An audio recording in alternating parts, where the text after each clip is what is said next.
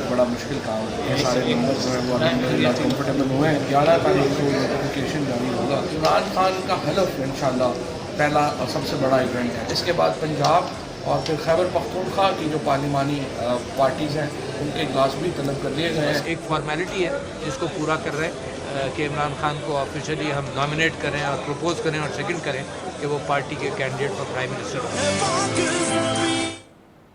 अस्सलाम वालेकुम और खुश आमदीद। आप देख रहे हैं खबर की विजय फरीद रईस के साथ। पाकिस्तान तहरीक इंसाफ की पार्लिमानी कमेटी का इजलास हुआ जिसमें आज पाकिस्तान तहरीक इंसाफ के चेयरमैन इमरान खान को पार्लिमानी लीडर नामजद किया गया और बतौर वजीर आजम उम्मीदवार नामजद हुए। जिस तरीके से अपोजिशन की तरफ से, जिसमें पाकिस्तान पीपल्स पार्टी और मुस्लिम लीग नून की जानिब से मियां शहबाज शरीफ का नाम वजीर आजम के उम्मीदवार के तौर पर सामने आया, इसी तरीके से अब पाकिस्तान तहरीक इंसाफ ने भी अपने पार्लिमानी लीडर या फिर इमरान खान का नाम शो कराया है बतौर वजीर आजम के कैंडिडेट के। बातें बहुत सारी हैं और नंबर गेम के ऊपर बहुत फोकस किया जा रहा है। कहा यह जा रहा है, कुछ इतलात ये हैं कि पाकिस्तान तहरीक इंसाफ के नंबर गेम्स पूरे करने में मुश्किलात का शिकार है। दूसरी तरफ पाकिस्तान तहरीक इंसाफ का बारहा यह दावा है कि नंबर गेम्स 172 से कहीं आगे है। कुछ का ख्याल यह है कि नंबर गेम्स इतने नेक टू नेक हैं कि इससे पाकिस्तान तहरीक इंसाफ को आइंदा आने वाले दिनों में या फिर वजीर आजम के इंतखाब में मुश्किलात का सामना करना पड़ सकता है। हकीकत क्या है, इस पर आज जानेंगे और बात करेंगे पाकिस्तान तहरीक इंसाफ से ही। और इसी के साथ साथ जहां पाकिस्तान तहरीक इंसाफ और मुत्तहदा कौमी मूवमेंट की जो रवाबित या फिर मेमोरेंडम ऑफ अंडरस्टैंडिंग गुज़िश्ता दिनों जिस पर दस्तखत हुए, यह रिश्ता अभी चला ही कि इसमें तनाज़ा हो गया, इसमें रंजिशें आ गई फिरदौस शमीम नकवी के बयान के बाद से। यह जानने की कोशिश करेंगे कि फिरदौस शमीम नकवी का यह बयान उनकी जाती हैसियत में है या फिर पार्टी की पॉलिसी की अक्कासी करता है। इस पर बात करने के लिए मेरे साथ मौजूद है पाकिस्तान तहरीक इंसाफ के तर्जुमान फवाद चौधरी साहब। अस्सलाम वालेकुम और बहुत शुक्रिया फवाद। पहला सवाल मेरा आपसे ये कि नंबर कितने हैं आपके पास? क्या मतलूबा तादाद आपकी पूरी हो गई है या उससे कहीं ज्यादा हासिल करने में पाकिस्तान तहरीक इंसाफ कामयाब हो चुकी है? देखिए, इस वक्त जो कुल मेंबरान हैं जो पाकिस्तान तहरीक इंसाफ के मुंतखब हुए थे उनकी तादाद थी 116। 116 के मेंबरान के साथ जो आज़ाद उम्मीदवार अब तक शामिल हो चुके हैं वो 9 है, यानी ये तादाद बढ़कर हो चुकी है 116 में अगर आप 9 जमा करेंगे तो 125 हो चुकी है। 125 का मतलब यह है कि आपको जो वुमेन सीट्स हैं वो 27 वुमेन सीट्स जो है वो हमें मिलेंगी और 5 कम अज कम जो मिनॉरिटी की सीट्स हैं, स्पेशल सीट्स हैं, वो मिलेंगी। तो उस हिसाब से हमारी जो इस वक्त अपनी नशिस्तों की तादाद है वो 145 हो चुकी है और इत्तेहादियों को अगर हम साथ शामिल करें तो फिर हमारी तादाद इस वक्त 176 के करीब है। अगर BNP मिंगल हमारे साथ आएगी तो तादाद बढ़कर 179 हो जाएगी और अगर 2-4 आजाद और है अगर वो शामिल आ गए तो फिर हम 183 के ऊपर पहुंच गए। ठीक है फवाद साहब, एक चीज और भी है जो आप बात कर रहे हैं इस चीज के अंदर कि इन नंबर गेम्स के हवाले से कहा जा रहा है कि शायद आपके पास ये जो तादाद है ये बड़ी नेक टू नेक है और इस सूरत हाल के अंदर जो है वो शायद PTI या फिर जो अपोजिशन बनी है वो अपोजिशन आपके इस नंबर्स के जरिए या नंबर गेम्स के जरिए आपको धचका पहुंचा सकती है वजीर आजम के इंतखाब के ऊपर। इस पर PTI की हिकमत अमली क्या है? जो आजाद उम्मीदवार हैं 4, उन्होंने तो हमसे कमिटमेंट की है कि वोट वो हमें ही करेंगे। BNP मिंगल से मुज़ाकरात आखिरी मरहले के ऊपर है और मुझे उम्मीद है कि कल तक इंशाल्लाह BNP मिंगल भी हमारी हमायत जो है वो कर देगी। तो हमें इंशाल्लाह उम्मीद है कि हम 182-83 के नंबर को ठीक है, आपने कहा ही कर देगी, लेकिन आइंदा आने वाले दिनों में जो मेरा सवाल आपसे था वो यही था कि क्या आप नहीं समझते कि ये बड़ी नेक टू नेक पोजीशन है और जिस तरीके से जब इंतखाब होता है तो उस वक्त अगर आपकी मतलूबा तादाद ना हो तो वो मतलूबा तादाद की वजह से मुस्तकबिल में अगर वजीर आजम मुंतखब हो भी जाता है तो वो वोट ऑफ कॉन्फिडेंस की तलवार लटकती रहती है सर पे। देखिए, ये तो एक अपोजिशन का या किसी भी सियासत का हिस्सा है कि वो कोशिश करें कि वो अपनी हिकमत अमली बनाएं और अगर वो अपोजिशन अपनी हिकमत अमली बना रही है तो जाहिर है ये उनका एक सियासी हक है और जिस तरीके से भी वो अगर अपने नंबर पूरे करना चाहते हैं तो वो कर सकते हैं। जाहिर है अगर वो नंबर उनके अच्छा होंगे तो फिर गेम उनके हाथ में होगी, लेकिन इस टाइम ठीक है। अच्छा, मैं आपसे पूछना चाहता हूं जरा सा कि आपके जो इत्तेहादी में मुत्तहदा कौमी मूवमेंट है, गुज़िश्ता दिनों इत्तेहाद भी हुआ, MOU साइन भी हो गया, लेकिन ऐसी सूरत हाल के अंदर अभी इत्तेहाद बना ही कि रंजिशें शुरू हो गई, इख्तलाफात सामने आ गए।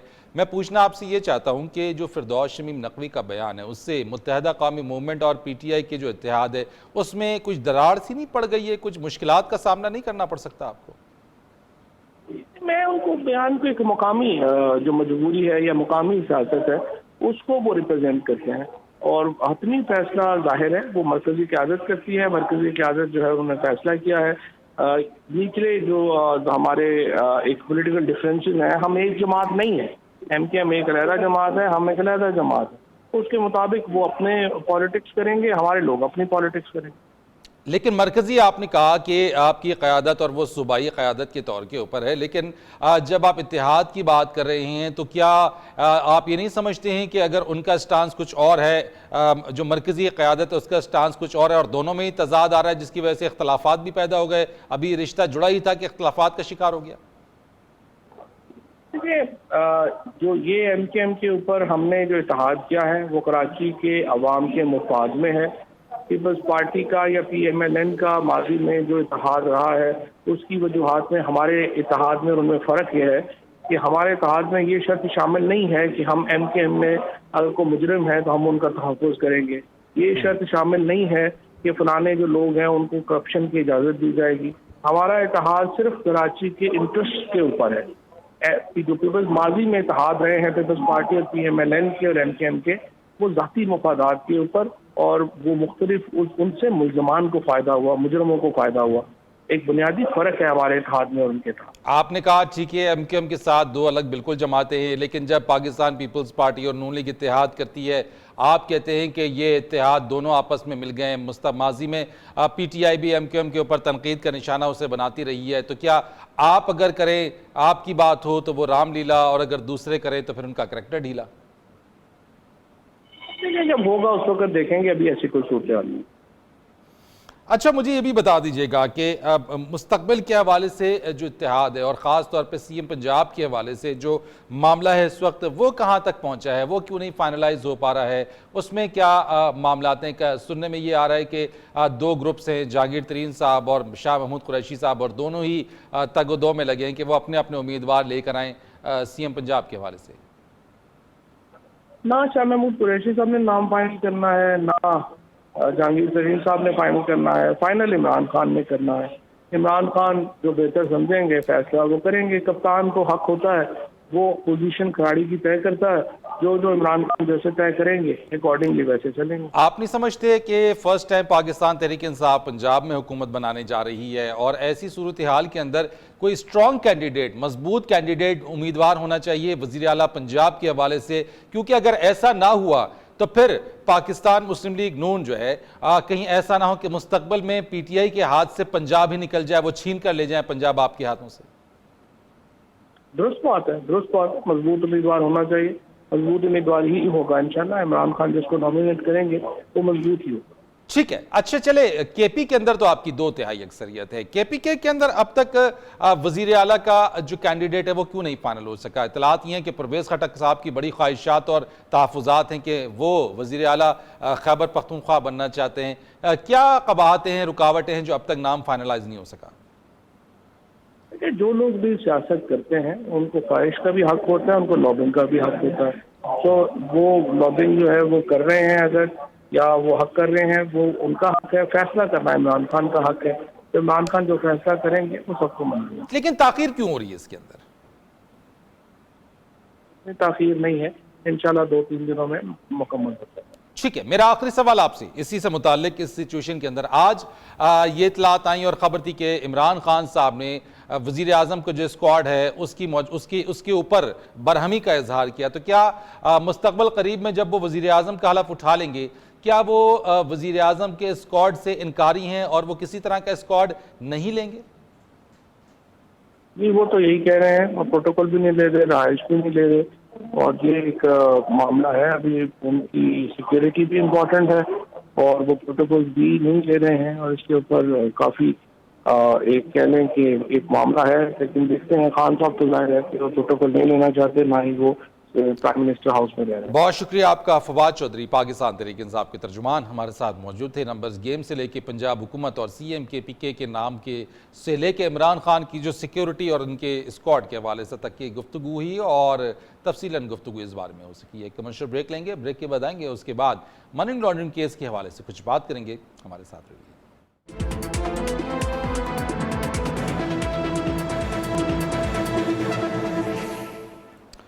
खुशामदीद आपको कहेंगे एक बार फिर और बात करेंगे जरा मनी लॉन्ड्रिंग केस के हवाले से। और इससे पहले जुलाई 2018 इसी साल जुलाई के अंदर जब मनी लॉन्ड्रिंग केस हुआ और बदनवानी के खिलाफ जब मामला हुआ जिसमें मियां नवाज शरीफ के बाद जब फैसला आया, उसके बाद ये केस को कहा गया कि अब ऐसा बज़ाहिर मालूम होता है कि साबिक़ सदर आसिफ अली ज़रदारी और उनकी बहन फरियाल तालपुर के गिर्द घेरा तंग हो रहा है। और उस वक्त जो ये कार्रवाई हुई, FIA ने पाकिस्तान पीपल्स पार्टी के शरीक चेयरमैन आसिफ अली ज़रदारी के करीबी साथी और मनी लॉन्ड्रिंग केस में मुलव्वस chairman Pakistan stock exchange Hussain Lawai को हिरासत में लिया।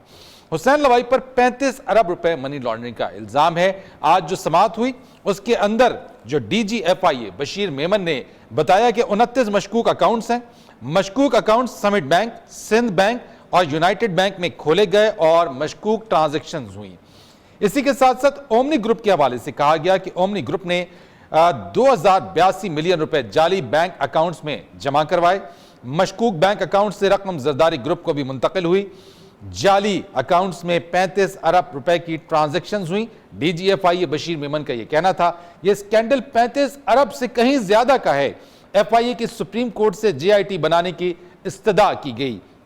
इस केस में चीफ जस्टिस साकिब निसार के जो रिमार्क्स हैं वो रिमार्क्स ये हैं कि जनाब नवाज शरीफ वाली JIT बना देते हैं। ये कहना था चीफ जस्टिस साकिब निसार का, वही JIT बनेगी तो बैलेंस हो जाएगा। जाली अकाउंट्स खोलकर काला धन जमा करवाया गया। आप चाहते हैं कि हम धमकियां देने वालों से ना लड़ें, मुझे जिंदगी और मौत की कोई परवाह नहीं। चीफ जस्टिस साकिब निसार, देखना यह कि काला धन को सफेद करने का बेनिफिशियरी कौन है, चोरी का पैसा हजम करने नहीं देंगे। मुश्तरका तहकीकाती टीम तश्कील दे देते हैं, दूध का दूध पानी का पानी हो जाएगा। यह कहना था चीफ जस्टिस साकिब निसार का। इस पर बात करेंगे पाकिस्तान पीपल्स पार्टी के सीनियर रहनुमा हमारे साथ मौजूद है ताज हैदर साहब। अस्सलाम वालेकुम सर। अस्सलाम वालेकुम जनाब। सर, ये जो मनी लॉन्ड्रिंग केस है इस बारे में कहा यह जा रहा है कि ये एक तरीके से एक ऐसा शिकंजा है जो कि साबिक़ सदर आसिफ अली जरदारी और उनकी जो बहन फरियाल तालपुर है उनके गिर्द इसको कसा जा रहा है। हाँ, आप ये कह रहे हैं ना, जरा ये भी बता दीजिए कि कौन कर रहा है ये घेरा तंग। ये मैं आपसे पूछना चाहता हूँ, आप करने वाले कौन है? नहीं, आप बता दीजिए, हमें तो परवाह नहीं है।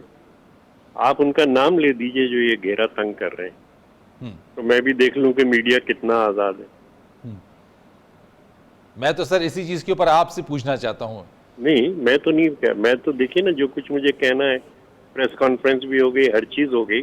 आपने फरमाया कि घेरा तंग किया जा रहा है। तो FIA घेरा तंग कर रहे हैं ना। आज DG FIA बशीर मेमन साहब ने ये स्टेटमेंट दिया है। बशीर तो जाने दीजिए, वो तो इलेक्शन से बहुत पहले मैंने ही वो भेजा था इलेक्शन कमीशन को कि ये अपने भाई को वहाँ हाला के अंदर कर रहे हैं। और उसके बाद ठीक है, उनकी तो एक जाति एक प्रकाश हो सकती है कि क्योंकि हमने ये कहा था कि अपने भाई को ये प्रेशराइज कर रहे हैं उनको इलेक्शन जिताने के लिए, तो वो तो एक जाती मामला भी हो सकता है। The mala fide is very clear. आप समझ रहे हैं कि जो आज बशीर मेमन साहब ने स्टेटमेंट दिया वो उनका जाती मामला है, वो स्कोर सेटल कर रहे हैं? नहीं, वो बशीर मेमन साहब का तो एक मेलिफाइड क्लियर है। आपने जो कहा ना कि घेरा तंग कर रहे हैं, तो ये घेरा तंग करने वाले कौन है, जरा मैं भी सुनना चाहता हूँ। मीडिया इस मुल्क में कितना आजाद है। नाम ले दीजिए, इदारे का नाम ले दीजिए। मैं तो बता रहा हूं सर आपको। मैं तो जो आज रिमार्क्स हुए हैं, जो चीजें हुई हैं, मैंने तो सिर्फ वो वाली जो आज कार्रवाई हुई है वो मैंने सामने की है। और इस पर मैं आपसे पूछना चाहता हूं, मैं ये नहीं कह रहा, मैं तो आपसे आपकी पार्टी का स्टांस लेना चाहता हूं, क्योंकि जिस चीज के ऊपर फारूक नाइक साहब भी प्रेस कॉन्फ्रेंस करके दे चुके हैं, पूरी डिटेल्स हम दे चुके हैं, क्या चीज है, किस तरीके से है, कितने का इल्जाम है, वो सारी डिटेल्स जो है आ चुकी है मेरे ख्याल। अच्छा, तो ये जो JIT के हवाले से बात की जा रही है सर कि बिल्कुल नवाज शरीफ वाली जो JIT है वो बना दी जाए या वो बनाई जा सकती है, तो इस पर भी बना दें। आप 11 साल पहले जेल में रख चुके हैं, लेकिन ये घेरा तंग कौन कर रहा है? डर गए? मैं तो नहीं डरा सर, मैं तो नहीं डरा, ये तो आप बताएंगे। अगर आप हैं तो आप बहादुरी का सबूत दीजिए। मैं आपसे पूछ रहा हूँ और आप नाम ले दीजिए। प्लेटफॉर्म मेरा मौजूद है, मैं आपसे पूछ रहा हूँ, सवाल कर रहा हूँ, आप जवाब दे दीजिए। हमसे तो बहादुरी बुजदिली मत पूछो, मुझे तो याद भी नहीं कितनी दफा जेल गया हूँ। लेकिन ये कि जरा सा आपने कहा ना कि घेरा तंग किया जा रहा है, शिकंजा कसा जा रहा है, तो जरा उनका नाम भी ले दीजिए। आप नाम ले दीजिए ना सर। नहीं, मैं क्यों नाम लूं? आप कह रहे हैं घेरा तंग किया जा रहा है। नहीं मैं नहीं, लेकिन आपने तो मुझसे आप मुझसे जो है एज एन इंडिविजुअल मंसूब कर रहे हैं। मैंने तो ये एक बात की, मैंने तो आपसे पूछा है इस चीज के ऊपर, लेकिन आप मीडिया के लिए कह रहा हूँ। हाँ, मैं इसी चीज के ऊपर है ना, तो फिर वो फिर अब आप इसको क्लियर, यूनियन की आपने रिपोर्ट पढ़ी है? अब आपने मिशन आया, उन्होंने कहा कि फ्रीडम ऑफ एक्सप्रेशन खत्म कर दी गई है पाकिस्तान में। ये इश्यूज हैं, इन इश्यूज पे बात की है कि फ्रीडम ऑफ एक्सप्रेशन पाकिस्तान में खत्म की गई, धांधली हुई है इतनी बड़ी, इन इश्यूज पे बात की है। तो सर उस धांधली के ऊपर तो पाकिस्तान पीपल्स पार्टी चल चुके हैं, 19 केस पहले चल चुके हैं, 11 साल जेल में गुजार चुके हैं। ये 20वां केस हो जाए, 25वां केस हो जाए, उससे क्या फर्क पड़ता है? जो असल चीज है जो मुल्क को खत्म कर रही है कि आजादी इजहार पे पाबंदी है, और ये चीज मैं सामने लाना चाह रहा था। आप ये समझते हैं, चले मैं आपसे इसी मुतालिक पूछ लेता हूं, आप ये समझते हैं कि जो आप जो कह रहे हैं कि आजादी इजहार पर जो पाबंदी है माजी के मुकाबले में, नहीं मैं आपसे सिर्फ आप चूंकि माशाल्लाह सीनियर रहनुमा है, सीनियर पॉलिटिशियन है, तमाम चीज़ों के ऊपर आपकी नज़र भी है, और मैं इसीलिए आपसे आपकी राय भी जानना चाहता हूं मैं कि जिसकी कदगन की आप बात कर रहे हैं, आप समझते हैं माजी में इस तरह की जो कदगनें लगाई जाती रही उन सबसे ज़्यादा है, या इससे पहले इस तरह की कदगन नहीं लगी कभी? नहीं, कभी नहीं लगी। मैं तो ज़ियाउल हक के ज़माने में भी सियासत कर रहा था ना। माई bottom is still blue from the beatings I have got. मैं तो ज़ियाउल हक के ज़माने की भी बातें कर रहा था, सब कर रहा था, लेकिन अगर उस ज़माने में लगाई गई तो इसका मतलब है कि हमेशा लगाई जाए, ये तो नहीं होता ना।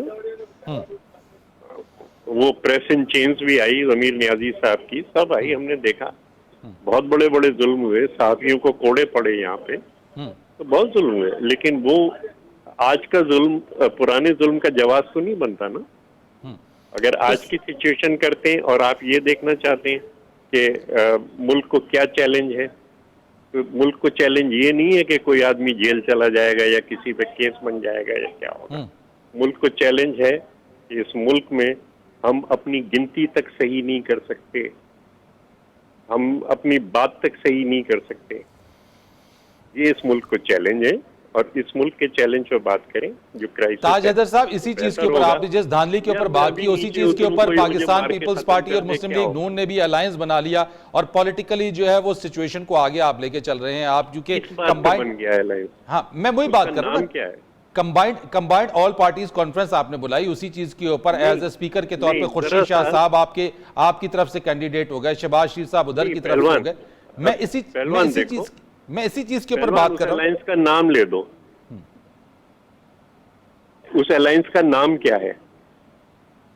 सर पाकिस्तान अलायंस है, पूरी की सारी जितनी अपोजिशन पार्टीज हैं जो जिनके रिजर्वेशन है, वो उस रिजर्वेशन के ऊपर सारे के सारे उन्होंने अपना अलायंस बना लिया। जो आप हमें जिस अलायंस का इल्जाम दे रहे हैं उसका नाम क्या है?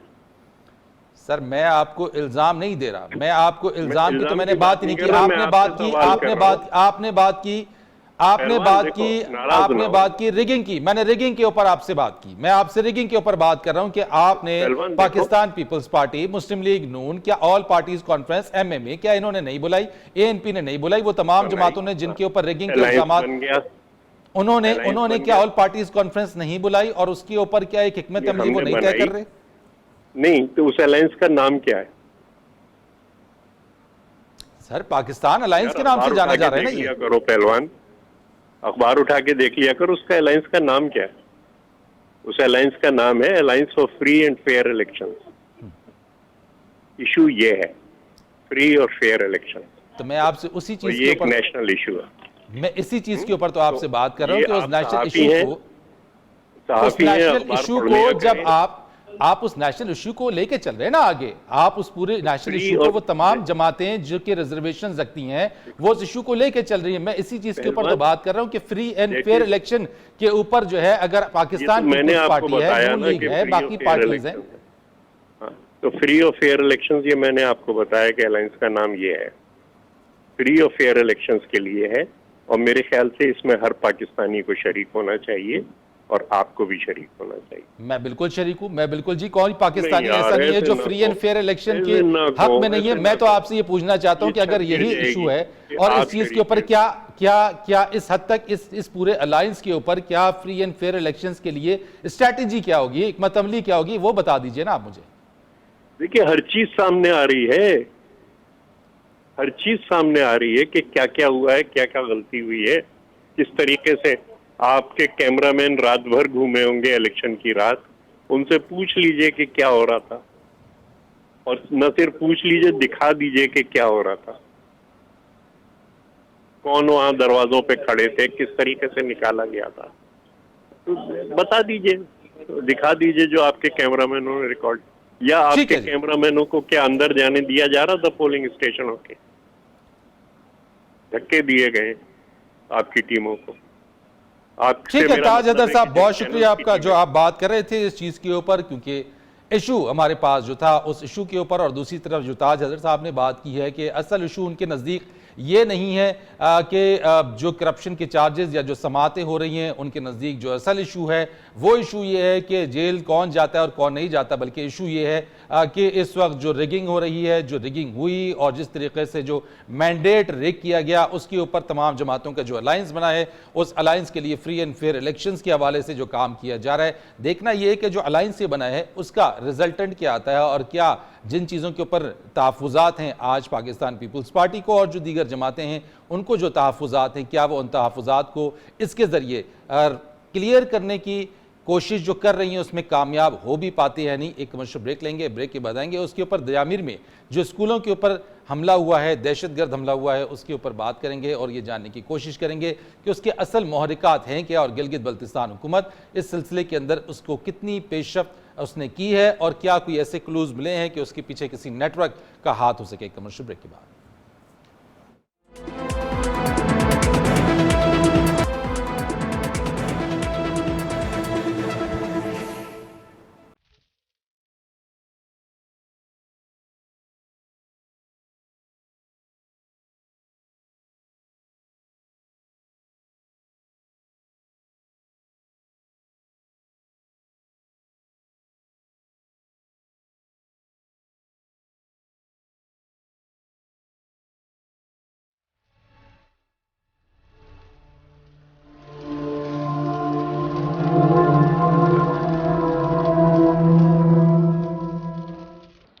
खुशामदीद आपको एक बार फिर कहेंगे और बात करेंगे दयामिर में जलाए जाने वाले स्कूलों के हवाले से। गो कि ये स्कूलों पर हमला किसी तौर पर नाकाबिल कबूल है, और दहशत गर्दी में और दुश्मन की जब वो हमला करता है तो एक वॉर स्ट्रैटेजी ये भी है कि जो उसकी इंस्टॉलेशंस है, मुख्तलिफ जो कोर इंस्टॉलेशंस हैं, कम्युनिकेशंस हैं, जिसमें तर्जगाहें हैं, उनको तबाह किया जाए। और कुछ ऐसा ही पाकिस्तान में दहशत गर्द ये करने की कोशिश करते रहे, लेकिन उनके मजमूम जो मकासद है वो हमेशा खाक में मिलाए जाते रही हैं।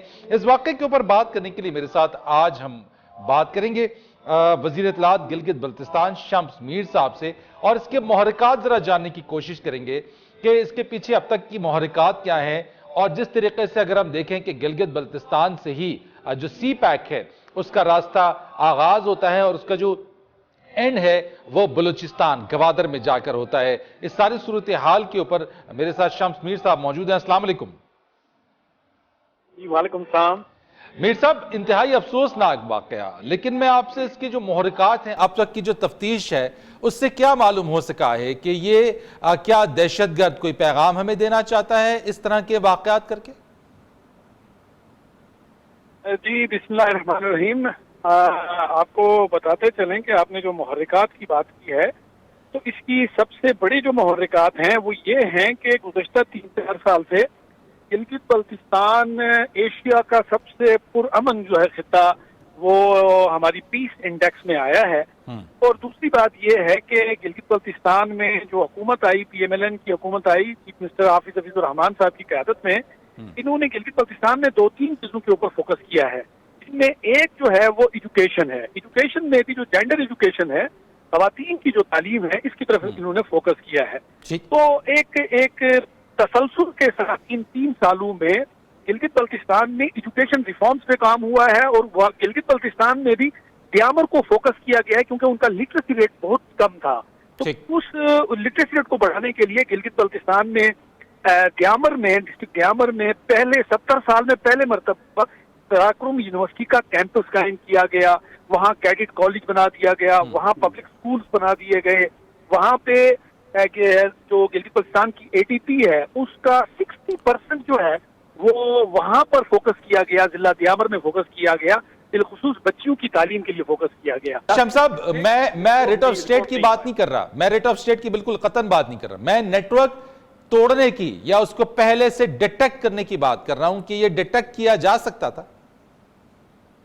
बिल्कुल, गिलगित बल्तिस्तान के अंदर हम समझते हैं कि जिस लेवल की ये कार्रवाई हुई है, उस लेवल का यहाँ पर कोई नेटवर्क हो नहीं सकता। ये जो कार्रवाई हुई है बैक वक्त 200 किलोमीटर के अंदर, in the same district, same night और सेम टारगेट, इसमें आप नहीं समझ सकते कि गिलगित बल्तिस्तान के अंदर कोई इस किस्म का मुनज़्ज़म नेटवर्क हो सकता है जिसने ये कार्रवाई की है। बेशक फैसिलिटेटर्स हो सकते हैं, लेकिन हम ये समझे कि क्या ये अगर वहां नहीं था तो क्या ये बाहर से आया था?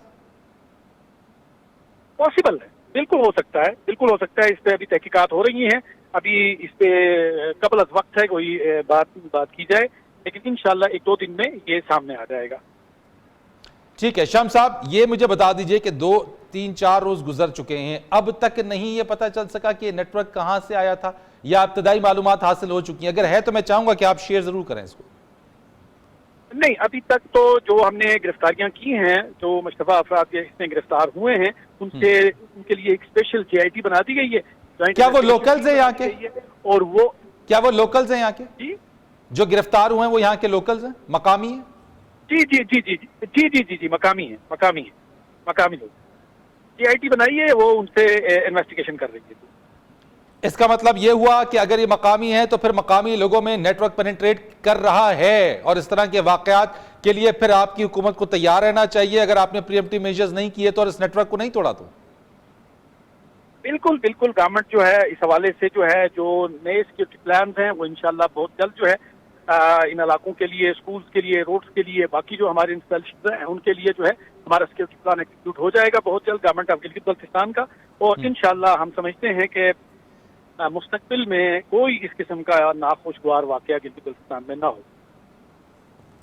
अच्छा, मुझे शम्स साहब ये बता दीजिएगा, कोई काउंटर टेररिज्म फोर्स या अथॉरिटी है यहाँ पे जो इस तरह के वाकयात को या सानिहात को होने से पहले डिटेक्ट कर ले और इसको फॉइल कर दे किसी भी नेटवर्क को या किसी भी प्लान को? जी, गिलगित बल्तिस्तान में अभी ही कोई 4-5 महीने पहले जो है एक स्पेशल SPU के नाम से स्पेशल पुलिस यूनिट जो है वो कायम कर दिया गया है, जो इस किस्म के जो अचानक उठने वाले हादसे हैं या इस किस्म की टेररिज्म जो होती है या शिद्दत पसंदी होती है, इंतहा पसंदी होती है, इसको कंट्रोल करने के लिए SPU यूनिट जो है वो काम कर रहा है। तो शम्स साहब, अगर ये कायम हो चुका था तो फिर ये सानिया और ये वाकया तो नहीं होना चाहिए था फिर? हम इसमें जो बुनियादी चीज आ रही है वो इंटेलिजेंस लैब आ रहा है, तो इंटेलिजेंस लैब्स की वजह से जो है ये थोड़ी सी ये मिसअंडरस्टैंडिंग हुई है, इसको इंशाल्लाह बेहतर बनाया जा रहा है और मुस्तकबिल में कोई इस किस्म का इंशाल्लाह वाकया कोशिश की जाएगी कि गिलगित बल्तिस्तान के अंदर रोनामा ना हो और गिलगित बल्तिस्तान सेफ है, ऐसी कोई बात नहीं है कि शम्स मीर साहब, आप पहले डिनाई आपने किया कि मकामी नेटवर्क नहीं है, फिर आपने कहा कि 2 मकामी अफराद पकड़े गए हैं। मुझे लगता है ऐसा है कि कोई कंफ्यूजन शायद पाई जा रही है, और जिस तरीके से आपने कहा कि स्पेशल पुलिस यूनिट है उसके बावजूद भी ये सानिया हो गया, कोई कंफ्यूजन है? मुझे लगता है कि कोई कंफ्यूजन अब भी पाई जा रही है कि नेटवर्क मकामी है या नहीं है। SPU की इंटेलिजेंस के हवाले से लेके उसमें भी कंफ्यूजन पाई जा रही है। तो अगर कंफ्यूजन होगी तो फिर सिक्योरिटी कैसे होगी? नहीं, ऐसी देखें, जब हादसात होते हैं तो बहुत सारी नई चीजें सामने आती हैं, इंसान बहुत कुछ सीखता है, फिर रियासतें बहुत कुछ सीखती हैं, सिस्टम्स बहुत कुछ सीखते हैं। तो ये इस किस्म का हादसा है, इसमें अल्लाह का बड़ा करम हो गया कि कोई जानी नुकसान नहीं हुआ है। बिल्डिंग्स जो हैं वो जुज़वी तौर पर जो है और रात के अंधेरे में जो है उनको नुकसान पहुंचाया गया है। तो इंशाल्लाह पूरी कोशिश होगी। हमारी पुलिस जो है बहुत फ़ाल है, हमारे जो बाकी लॉ इन्फोर्समेंट इदारे हैं वो बहुत फ़ाल है। इंशाल्लाह वो आइंदा मुस्तकबिल में इस किस्म के वाक़यात को, हादसात को रोकने के लिए वो बिल्कुल मुस्तैद खड़े हैं। हम उम्मीद करते हैं, लेकिन माजी में भी जो वाक़यात हुए, जो सानेहात हुए, उसके बाद फिर ये हो गया। हमेशा मेरा एक सवाल आपसे ये कि हमेशा सानेह के बाद ही हम प्रीएम्प्टिव मेजर्स या सानेह के बाद ही हम वो स्टेप्स क्यों लेते हैं जो सानेह से पहले लिए जा सकते थे, उसको रोका जा सकता था, वो स्टेप्स लिए जा सकते हैं, बिल्कुल लिए जा सकते हैं, बिल्कुल लिए जा सकते हैं। लेकिन आपको ये बताते चलें कि किसी तो इस किस्म का कोई टेररिज्म माजी में भी नहीं हुआ है। यहाँ पर एक सेक्टेरियन वायलेंस रहा है, वो बिल्कुल एक सडन वायलेंस रहा है। सयाहों की किलिंग्स हुई यहाँ पे, क्या वो गिलगित बल्तिस्तान में नहीं हुआ? नहीं, वो वाकया भी मैं आपसे यही कह रहा हूँ कि जिस तरीके से हमारे मुल्क के अंदर बाकायदा तौर पर नेटवर्क काम करते रहे हैं, गिलगित बल्तिस्तान के अंदर इस किस्म के नेटवर्क ना पहले फआल थे ना आज फआल है। तो मकामी तौर पे जो लोग पकड़े गए वो अपने तौर पे इनफरादी तौर पर उन्होंने कार्रवाई की बगैर किसी नेटवर्क के। मैंने आपसे यही गुजारिश की कि जो मकामी तौर पे लोग पकड़े गए हैं वो मशतबा लोग हैं और मकामी तौर पर भी एक माइंडसेट मौजूद था जो बच्चियों की तालीम के खिलाफ था। बहुत ही छोटे लेवल का एक माइंडसेट था और हम समझते हैं कि इसमें मकामी लोग जो हैं वो बतौर फैसिलिटेटर यूज हुए होंगे। बहुत शुक्रिया आपका। शम्स मीर, वज़ीर इत्तलात गिलगित बल्तिस्तान, इस मौक़िफ़ के ऊपर बात कर रहे थे। मज़ीद मौज़ूआत के ऊपर बात करेंगे। आज इन चीज़ के ऊपर बात की और जो मौज़ूआत थे, कल आपसे इंशाल्लाह फिर मुलाकात करेंगे कुछ मज़ीद टॉप स्टोरीज़ के साथ, उनकी तज्ज़िया और तबसरों के साथ। फरीद रईस को इजाज़त दीजिए। अल्लाह हाफ़िज़।